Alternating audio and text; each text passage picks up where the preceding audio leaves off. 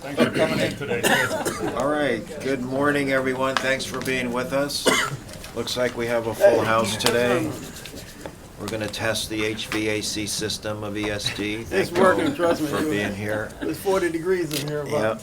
10 minutes ago. Okay, It's gonna warm up fast. well, before I call this meeting to order, I'll note for the record that I will serve as the acting chair for today's meeting. I now call to order the meeting of the directors of the New York State Urban Development Corporation doing business as Empire State Development for Thursday, May 19th, 2016.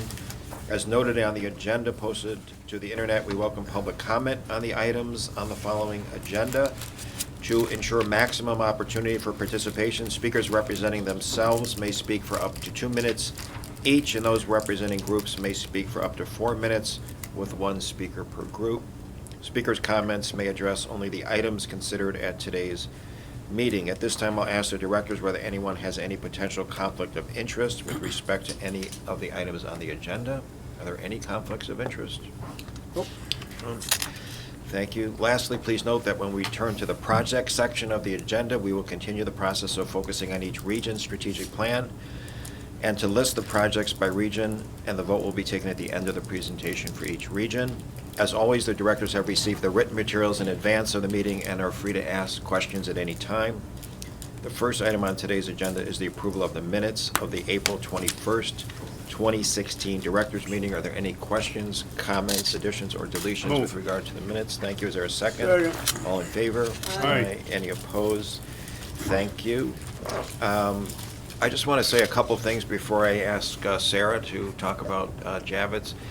I want to say how really proud I am of the very successful bond offering we had just this week, over $2.25 billion of municipal bonds in advance of LaGuardia Airport, which will enable and facilitate construction at LaGuardia, which I think is scheduled to start pretty soon. This is all part of a very ambitious infrastructure agenda that we have here at ESD that the governor has really laid out. So we're often talking now about airports, train stations, convention centers soon. So it's really very exciting, obviously, the critical role of infrastructure in the economic ecosystem of the state. Vital. Yeah, so it's great stuff. I'm extremely proud, and people forget the many ways that ESD impacts the economy of the state. And I just want to say I couldn't be prouder to be part of this organization, of the incredible work that it does from Buffalo, where the revitalization is, really irrefutable and irreversible. It's been an amazing to be part of that transformation. And I can't say enough about the governor's commitment to Buffalo and the work that ESD has done in Buffalo, and I'm extremely proud of that.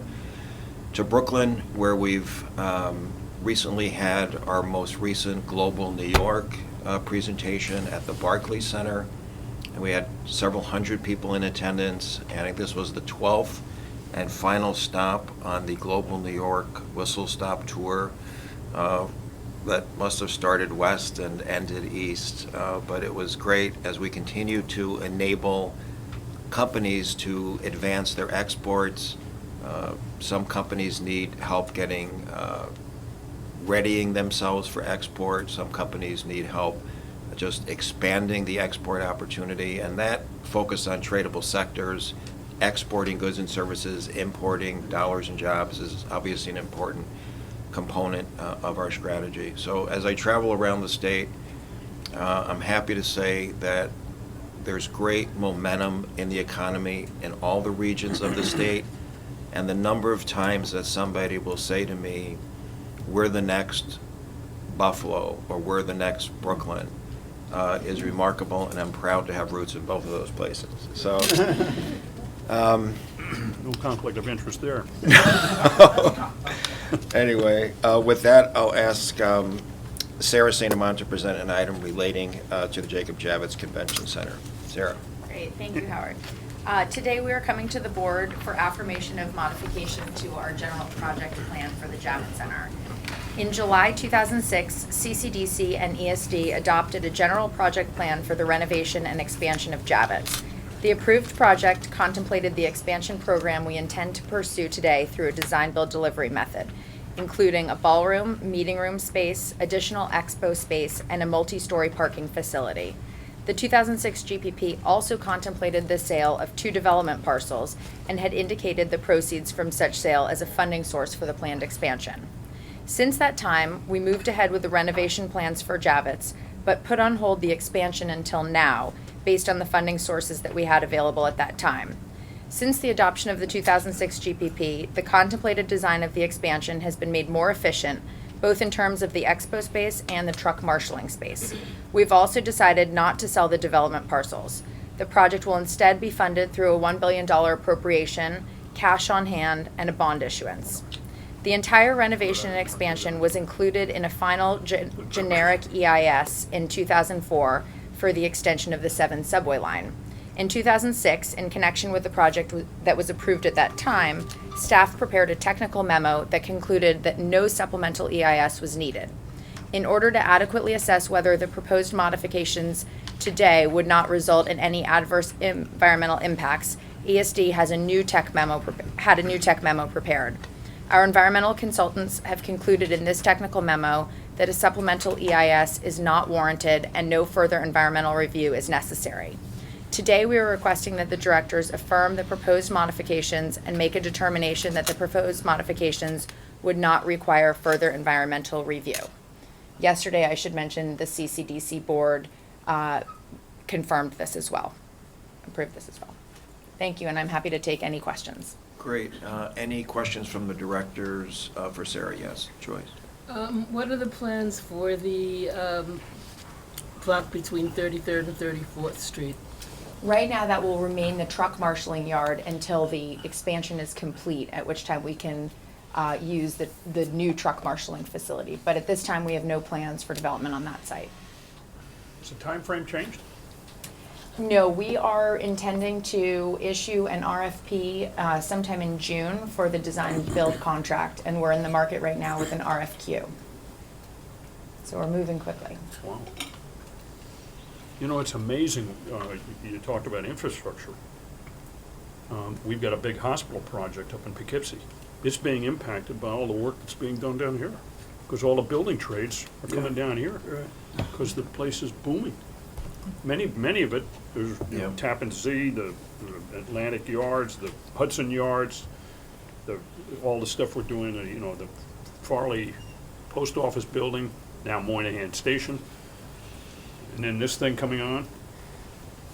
Hope we get the hospital built. All right, these are good problems. Yeah. Any other questions or comments from the directors? Oh, this is great. I think we have some comments from the public. I understand there's maybe two speakers from the public. Is that correct? Yes. Maria Espinal? Yes, that would be me. Okay, Hi. Maria. I'm Maria Espinal, and I'm here representing Build Up NYC. I myself am a millwright by trade, and I first would like to say I apologize if Poughkeepsie is not getting their hospital because of all our work, but I'm really proud of the work that is happening here in New York City. And I'm also, just as a Brooklynite, a homeowner here, I want to congratulate you on all the work that you've been doing on the successful bond offering. I think that we are making New York City and New York as a whole lot better by putting this money in infrastructure in. Now, as a representative of Build Up NYC, we're an organization that is committed to good jobs and responsible development. Can you come a little closer? You need me to speak louder? Here, come here. Here, you can use this. Oh, sure. Great, thank you. I might have to kneel to do this, but we'll see. We're an organization that is committed to good jobs and responsible development. Build Up affiliates represent more than 150,000 hardworking men and women employed as construction, building operations, maintenance, and security workers.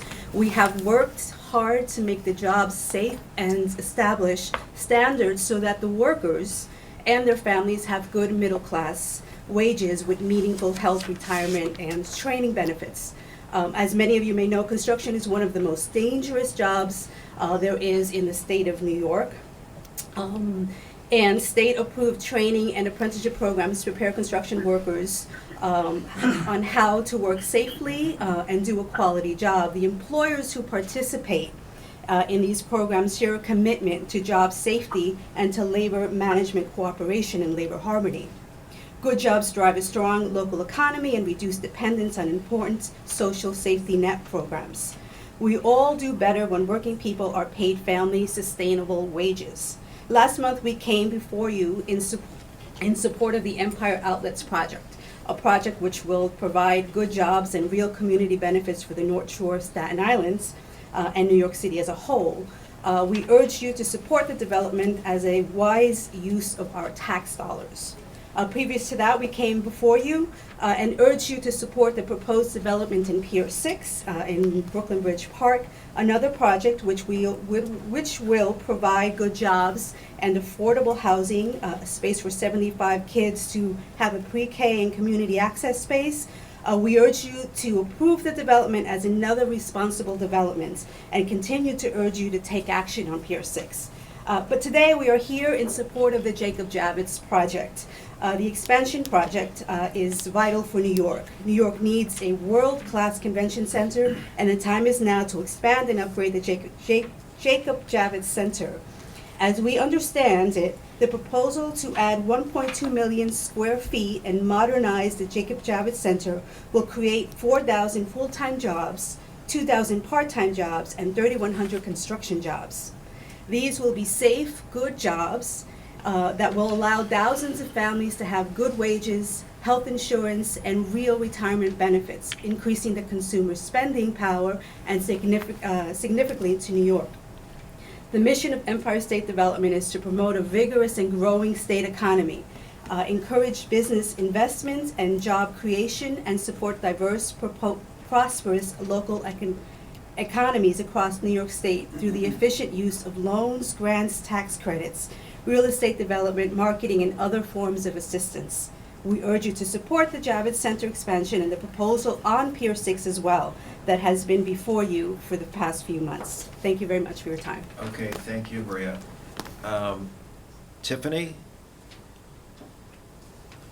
Hi, good morning, everyone. My name is Tiffany Falk. I'm here with Build Up New York. I'm a heat and frost insulator by trade, which is making sure that the pipes and the ductwork stay insulated and that buildings and residences are energy efficient. I was born and raised in Brooklyn.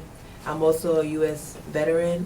The Helmets to Hard Hat program, which prepares veterans for me, like jobs in construction, helped to match me and my military skills to an installation trade.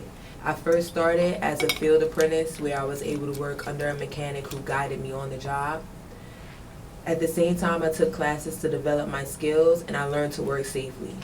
This helps me to get good jobs with responsible employers. And these are the kinds of good paying jobs that I am here today to support. I'm also here representing Build Up New York City because I want to help other workers that have had to have the same opportunities that I had. We need more good jobs so that more people have the opportunities that I have had to have a career in construction or careers in either building maintenance, operations, or security work. Today we are here in support of the Jacob Javits Center expansion project. New York needs a world-class convention center, and the time is now to expand and upgrade the Javits Center. As we understand it, the proposal to add 1.2 million square feet and to modernize the Javits Center will create 4,000 full-time and 2,000 part-time, plus 3,100 construction jobs. These will be safe, good jobs that will allow thousands of families to have good wages, health insurance, and retirement benefits. We urge you to support the Jacob Javits Center expansion and proposal on Pier 6 that has been before you for months. Thank you very much. Great. Okay, thank you, Tiffany. Are there any other speakers with respect to this Javits project? Okay, is there a motion to approve? Move. Second. Thank you. All in favor? Aye. Any opposed? Great Thank you project. very much. Excellent. Great Way to go. project. Very exciting. Before we proceed to the presentation of the project items, I ask Glendon to present a summary of those projects. Glenn. Thank you and good morning. The directors will be requested to consider 4 projects totaling $3,495,493 in grants. The projects include 5 regional council awards. The project will take place in the Western New York, Mid-Hudson, Southern Tier, and Central New York regions. Will leverage over 51 million of additional investment, retain 1,036 jobs, and create 116 jobs in the state. Thank you. Great. Okay, thanks, Glenn. We're going to move on to the project section, and we are going to start with Mike Ball. Mike? Mike, good morning from Western morning. New York. Directors, you're requested to approve a $1,315,493 grant from the Regional Council Capital Fund to the City of Lockport for a portion of a $1.6 million project to restore and rehabilitate a portion of the Erie Canal Flight of 5 locks, which is a site on the National Register of Historic Places in Lockport, New York. The project, which is scheduled for completion in March of 2017, involves Phase 2 of a locks rehabilitation project, including installation of a fabricated miter gate between locks 68 and 69, restoration of masonry chamber walls, an arched bridge, and a surrounding lock stone, as well as construction of gateway exhibits made of stone pillars and wooden balance beams to be located at either end of Canal Street, which will be used as an interpretive visitor feature. The project is consistent with the Western New York Regional Plan as it promotes tourism, downtown investment, cultural, and historic education. I'd be happy to answer any questions. Thanks, Mike. Any questions from the directors on this item? Are there any comments from the public for Mike on this item? Is there a motion to approve? Move it. Second. Excellent, thank you. All in favor? Aye. Aye. Any opposed? Thank you. Gee, Thanks, Governor- Mike. Governor Clinton Thank will be you. real happy. Speaking of history. Thank you. Megan Taylor, our regional director in the Mid-Hudson, is up next. Megan? Good morning. How are you? Good morning, ladies and gentlemen of the board. Today, I'm going to be presenting the Northern Westchester Hospital Association for a $1 million capital grant. This is an expansion project involving job creation and retention. The Mid-Hudson Regional Council has been made aware of this project and is extremely supportive as the project is consistent with the regional plan to target job creation investments in the region's healthcare sector.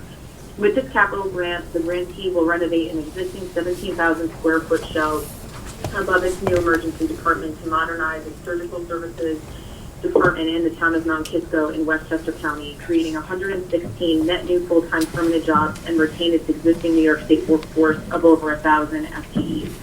The total project cost is $40,546, consisting of $24.6 million in construction and renovation, 13.9 in machinery and equipment costs, and 1.9 in financing and application fees.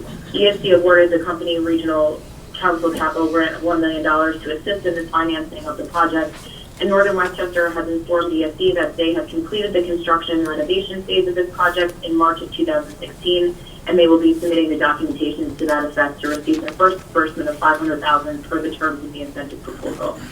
So we are asking the board today to approve this disbursement of $1 million capital grant. Thank you for your consideration, and I'd be happy to answer any questions. Okay, thank you, Megan. Edwin, thank you for the assist there. That's going to be new protocol going forward. Any questions from the directors on this item? Any comments from the public for Megan on this? Is there a motion to approve? Move. Second. Thank you. All in favor? Aye. Any opposed? Thanks, Megan. Great, Joe, thank you all. thank you. Joe Roman, representing ESD Southern Tier, will present the Watkins Glen Senior Housing Regional Council Capital Fund item. Joe?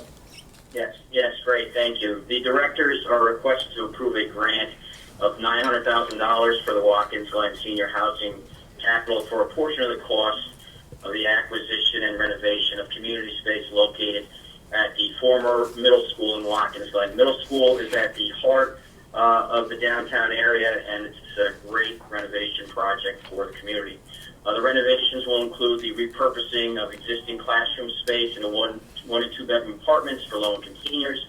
The auditorium and gym facilities, the common areas, will be repurposed for community space for performing arts, recreation activities, and other community events. Projects are consistent with our plan for the Southern Tier Regional Council by revitalizing distressed communities, and we also revitalize the buildings within those communities. Obviously, it's going to increase tax base and retain our business community in terms of adding more people to the community, provide additional economic benefits. In the end, the project will create 51 residential units for senior living within the targeted area, and again, the common space for community and performing arts and recreational activities. Thank you. Okay, thanks, Joe. Any questions or comments from the directors? Yes, Joyce? I know that this is an HCR project, and I'm just wondering why a contribution on our part is needed also.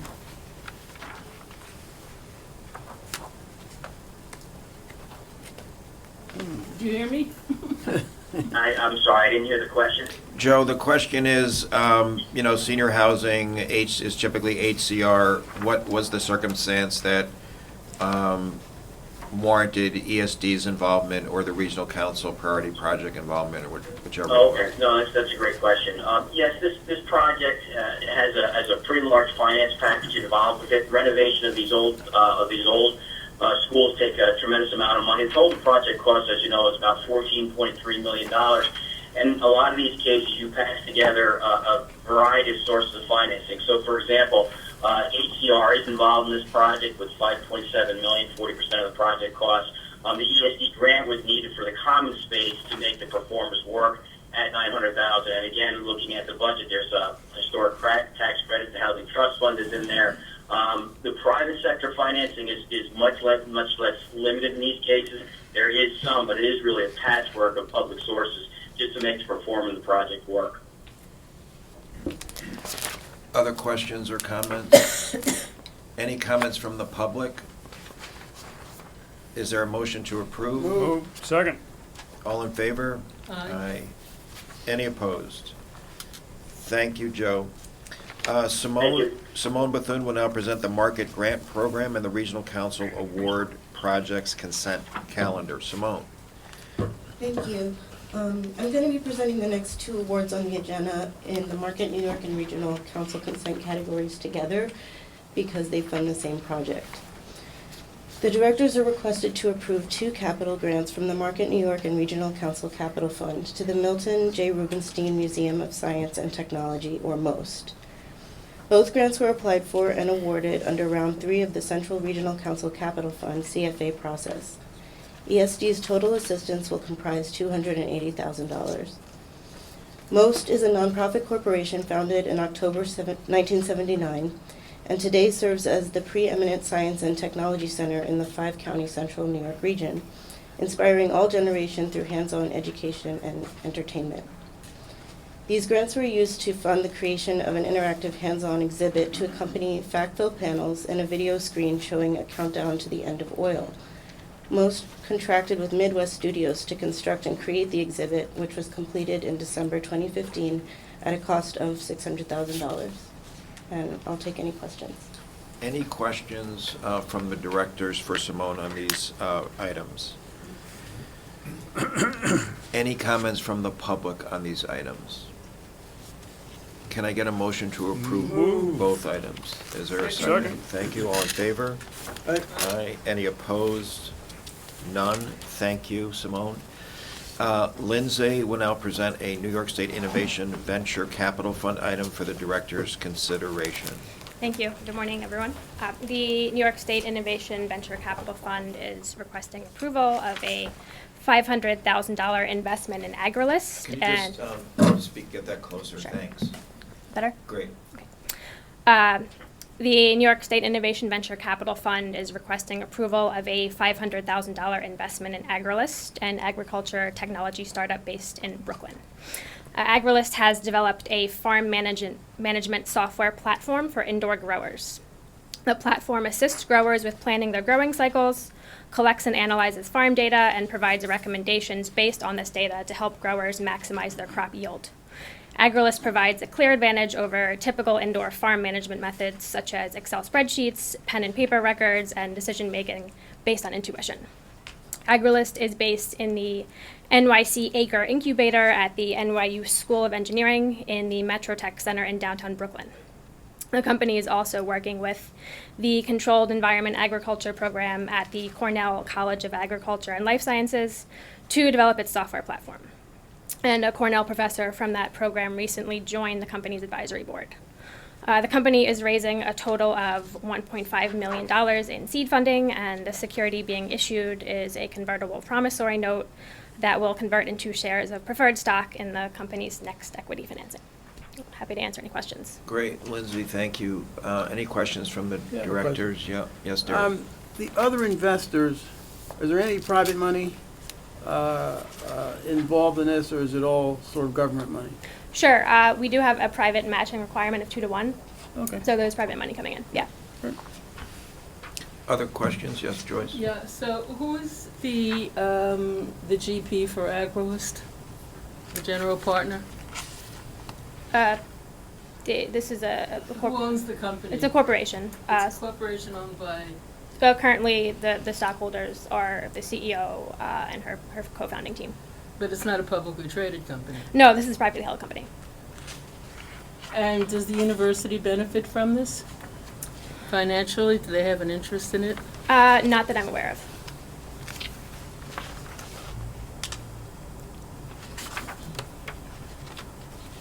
You know, maybe when we do these profiles, I think we should have a profile on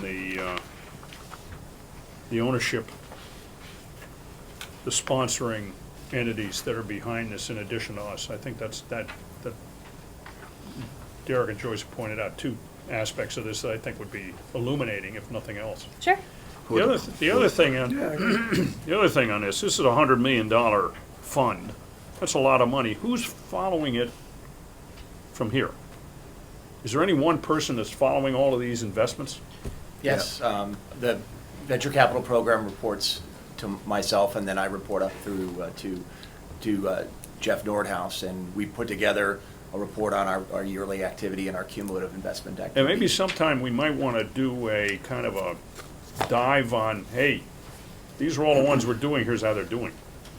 So, Certainly. you know, what we'll do, the way we have those segments at our meeting, what we'll do at some point, Brian, will kind of invite you to talk about, hey, the venture fund, how is it working? What are the investments that we've made to date? How do you evaluate investments? What's the process of screening investments? Just help, you know, the directors and the agency have a better understanding of sort of the detail of kind of working through the process.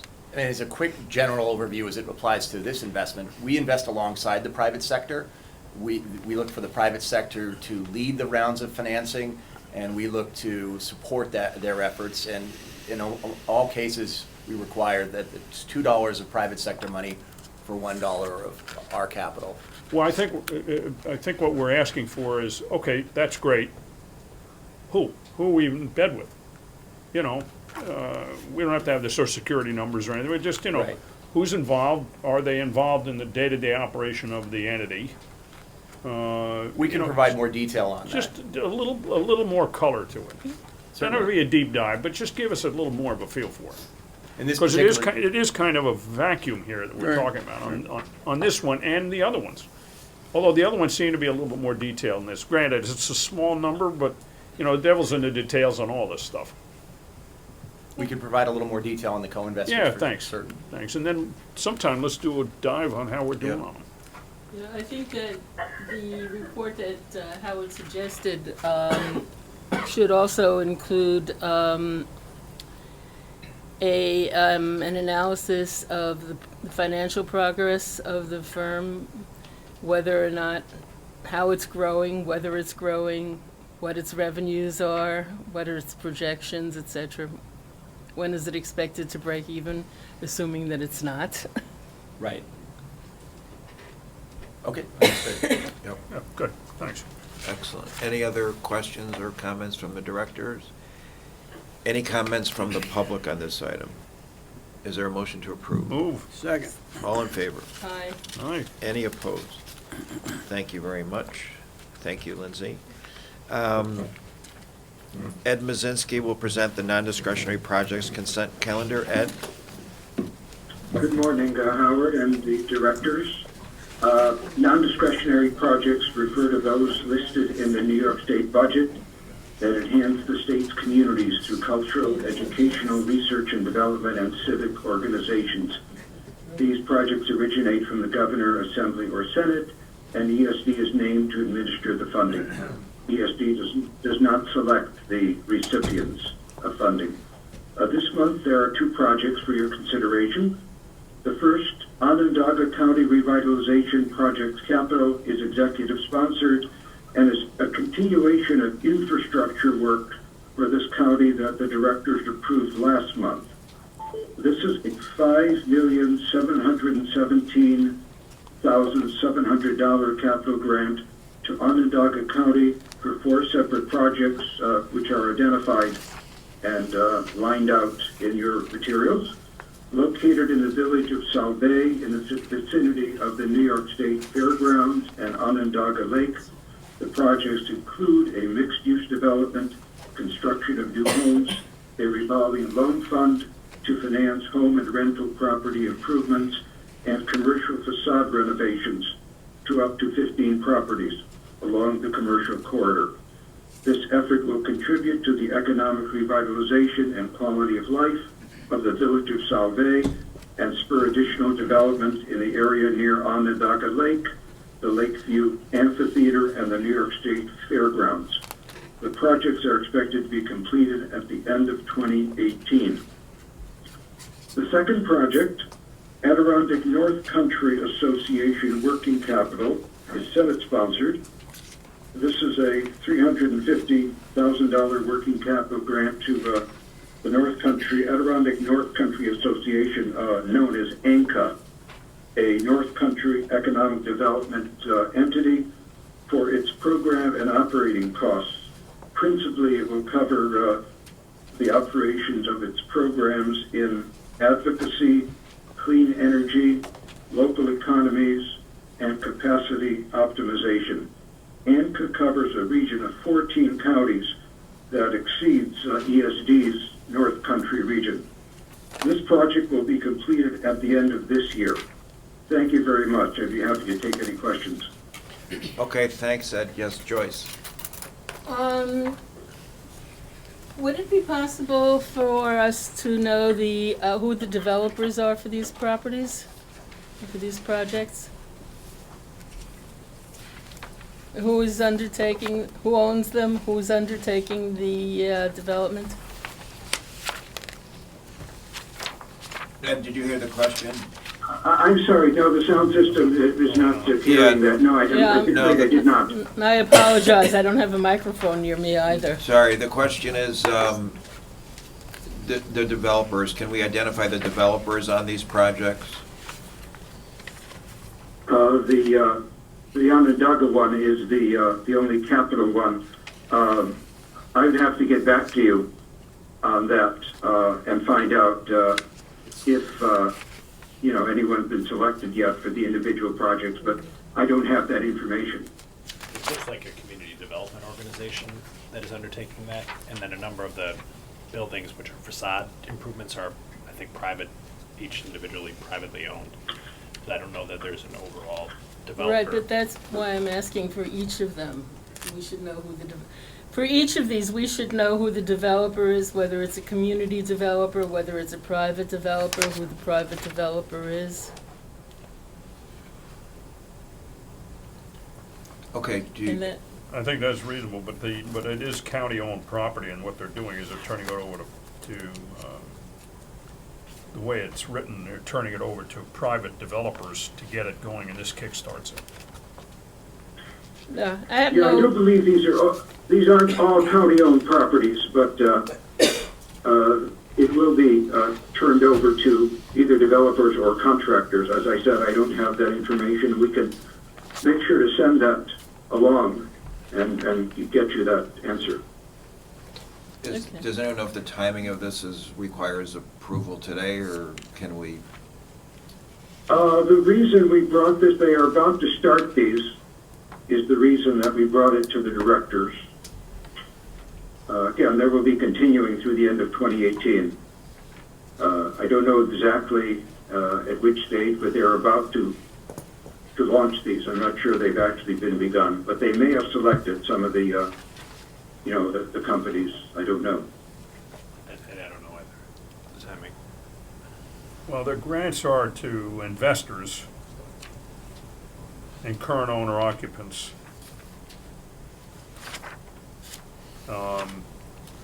And loans, so, you know, it's, it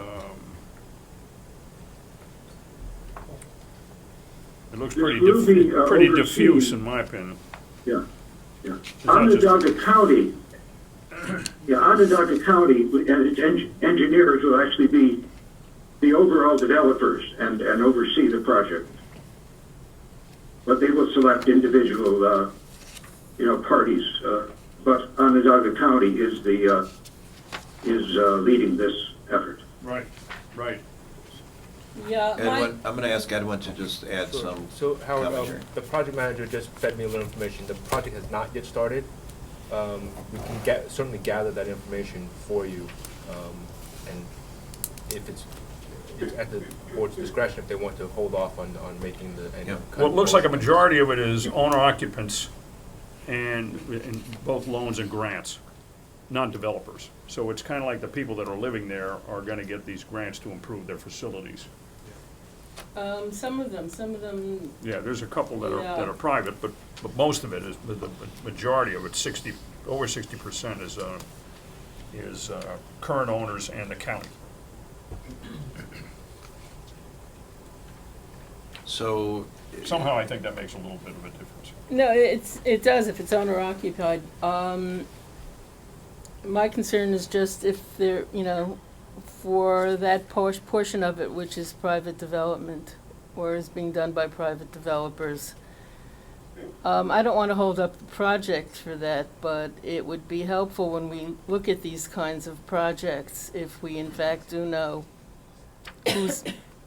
who the recipients are, who the beneficiaries are.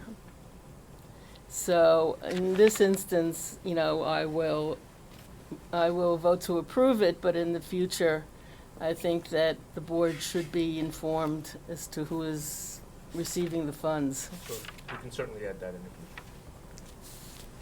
okay, any other comments or questions from directors? Any comments from the public on this item? Is there a motion to approve? Move. Second. All in favor? Aye. Any opposed? Okay, thank you.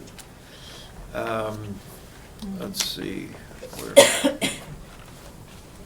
Craig Alfred will present a lease amendment item with regard to Lockheed Martin. Craig. Thank you and good morning.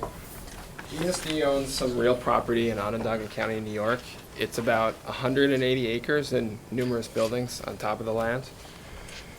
The property is called Electronics Park and it's operated as a business park. In 1996, ESD began leasing 4 of the buildings to Lockheed Martin. The lease provides that Lockheed may construct additions onto the buildings it leases. It has, in fact, constructed 2 additions, a boiler room on one of the buildings and an anechoic chamber for testing on another of the buildings. Lockheed has requested that the additions to the buildings be actually added to the lease, and it is proposed that the directors approve such an amendment. The corporation leases the remainder of the property to an entity called Electronics Park LLC, which develops and manages the property. Much of this property is then subleased to Lockheed as well. A provision of the lease between ESD and the LLC provides that upon prior written request of the LLC, the corporation shall approve, execute, and deliver any easements as are necessary or beneficial to the economic redevelopment of the property. The LLC has now requested that ESD grant Lockheed an easement relating to certain utility tunnels that run underneath the property. It subleases from the LLC. And staff will implement the easement in accordance with the previously approved lease. Thank you. Okay, any questions from the directors on this item? Any comment from the public on this? Is there a motion to approve? Move. Second. Thank you. All in favor? Aye. Any opposed? Thank you very much. Steve Golick, are you on the line? Yeah, I'm here. All right, Steve has an item relating to transfer of the marketing order program for New York State Department of Ag and Markets. Steve. Right. Today, the board is being asked to authorize the corporation to take over the market order program from the New York State Department of Agricultural and Markets as required in the 2017 state budget. Market orders are voluntary programs that are initiated and approved by the industry and enforced by the state. And they're created to enhance the orderly marketing of the products through a variety of terms and conditions imposed on the industry. Things like minimum pricing, audit of receipts, disposition and payments to support the order, and dissemination of market information. So really the way it works, the industry gets together, it petitions the state to impose a market order to regulate that commodity, and if the industry-wide referendum approves it, the state can go ahead and issue the order. The orders contain an assessment on the industry that is collected by the state, and that can be used to promote the product, support product research, and also reimburse administrative costs of the program. Combined, these orders generate about $15 million annually. Considering that ESD already has a robust marketing and advertising campaign throughout New York, the idea here is that the transfer of the program will help ESD coordinate the state's marketing efforts to now more fully include marketing promotion of New York State agricultural products. Department of Ag and Markets will continue to be involved in all aspects of the program and will provide administrative support for ESD through a contract we'll enter into with Ag and Markets, and existing contracts that have already been entered in by Ag and Markets will be assigned to ESD. We will be permitted to retain a portion of the funds to cover ESD's administrative expenses, and the legislation transferring the program provides that ESD will be completely indemnified by the state for administration of the program. So the directors today are requested to authorize the corporation to administer the program, enter in the necessary agreement with Ag and Markets, accept assignment of the existing contracts, and receive and expend the funds in accordance with the program, and to take all related actions. Thank you. Okay, thanks, Steve. Any questions from the directors on this, Joyce? Derek? Derek, go ahead. My question is this: do we have in-house now any experience or expertise to take over this program, or do we need to hire people to do this? Yeah, one of the things we do not have the expertise on the commodity side. Certainly, we have the expertise, I think, on the marketing side. But the underlying we products, will have the underlying agricultural products. I mean, do we have anybody that knows about this? No. Well, we will have the ability to hire people to do it, and we will contract with Ag and Markets to provide that administrative support. Right. And Ag and Markets, if I can interject for a second, will retain most of the responsibility for the consultation, working with the market orders program. We will really be a conduit of the funds. ESD is going to be put in a position where we're going to receive the funding and send the funding out. Okay. The expertise is going to remain with Ag and Markets. Right. And capitalize on our marketing expertise. Right. Okay. The goal really, I think, is to align the marketing. We have Taste New York. We have another number of marketing programs we utilize. We're trying to align those efforts with our marketing efforts. Right. But the underlying expertise relating to the specific agricultural products will stay with Ag and Markets. Yeah, that makes sense. Okay. Got it. I see us doing it. And we won't be incurring any additional liability. We're going to be held harmless, etc. Makes sense. Yeah, so I'm sorry, I can't hear the question. The question, Steve, was about indemnification. Okay, we'll be able to cover our administrative expenses through a portion of the funds collected, but the agreement with Ag and Markets, the statute is absolutely clear that the state will completely indemnify and hold harmless ESD for any claims related to administering the program. Fine. Okay. Say, most of this is advertising. Would we fold this in under our advertising efforts that we do for all of the other economic development projects that we do, that huge, large advertising program, or are we setting up a separate advertising program for just agricultural products?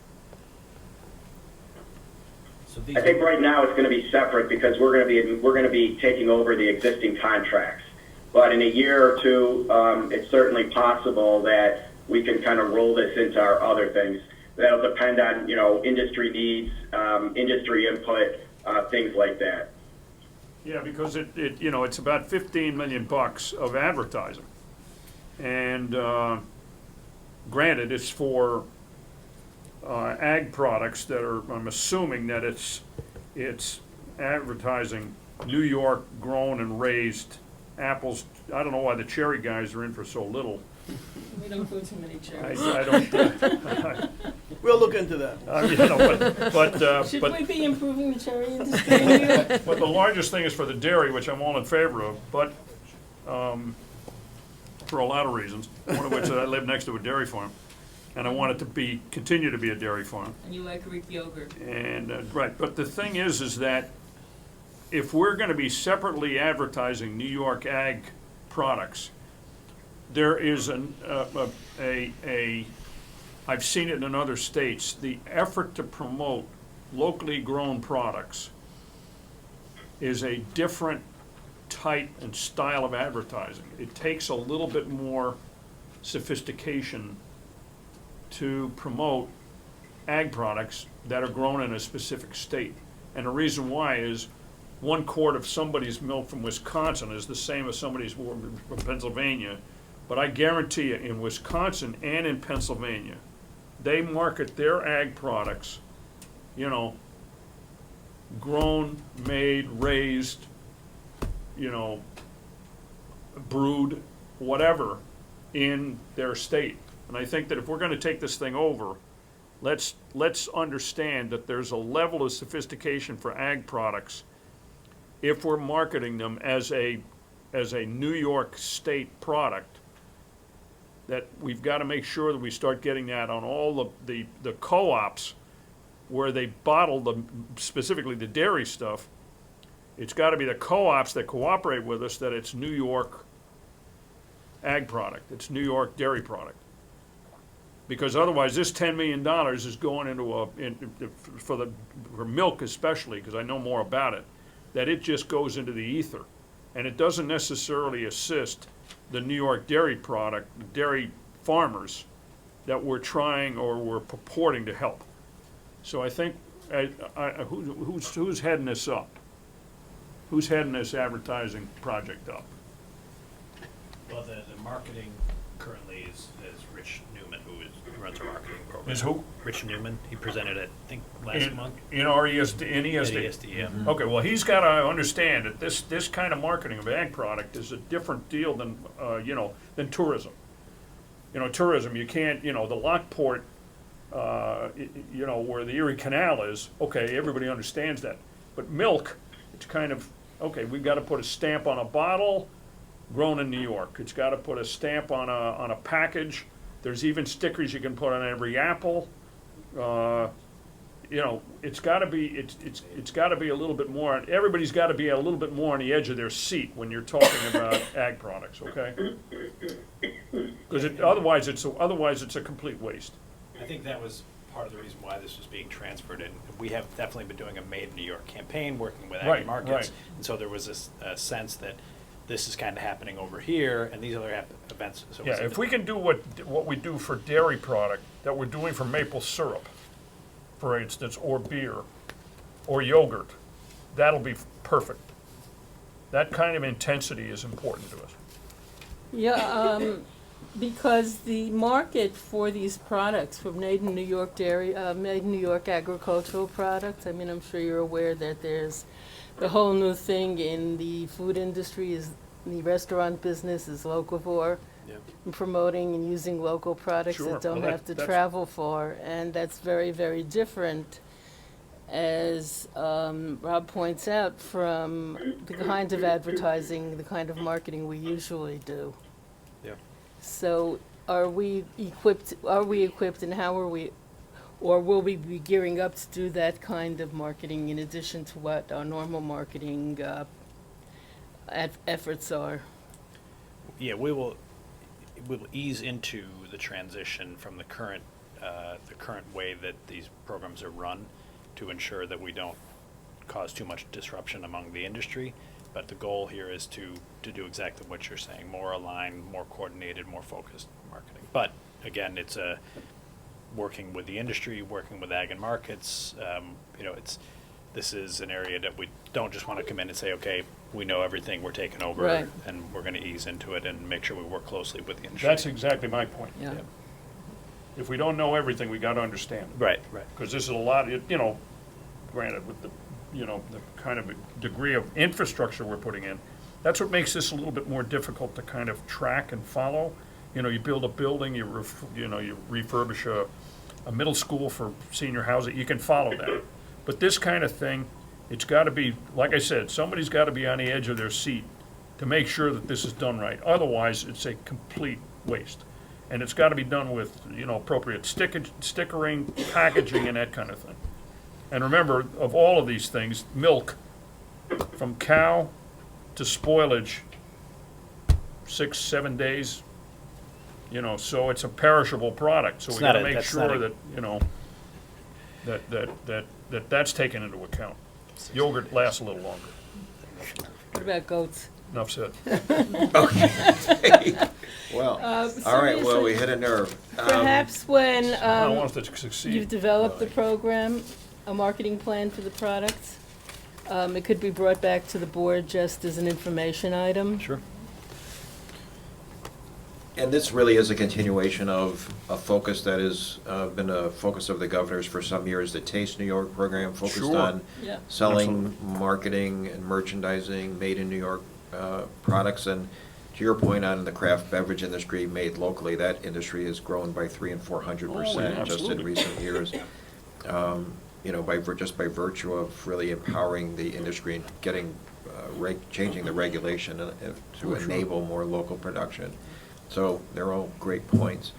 I also want to mention, Rob, that Liz Fine has not less than half a gallon of milk on her desk every single day that I go in there, and New York milk. she's single-handedly supporting local dairy farmers.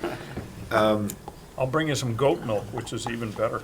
I'm in the middle of reading The Path to Power by Robert Caro, and he talks about bringing electricity to the hill country in Texas. And there's a whole, about 5 pages about milk and how long it takes before it spoils. So I have that fresh in my mind. There you go. But All now right. it's so That 10 passionate, minutes. I can leave it on my Liz is in desk. charge of the 10 million here. Glad to know it's fresh, Liz. So, any other, I've lost track of where we are on this item. Any other comments on Flogged it milk, enough. sherries, or Actually, I had other one other agricultural question, production? which is minor, but I'm just curious. I know that there are 3 Cornell University research and development programs here for apples, cabbage, and onions. What is being researched, and are we also going to be responsible for this in any kind of substantive way? Or is this basically overseen by ag and markets?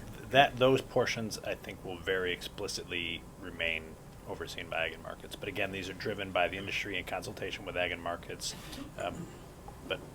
Right, but these have to do with product improvement and such. It's not to do Presumably, with, okay. Okay.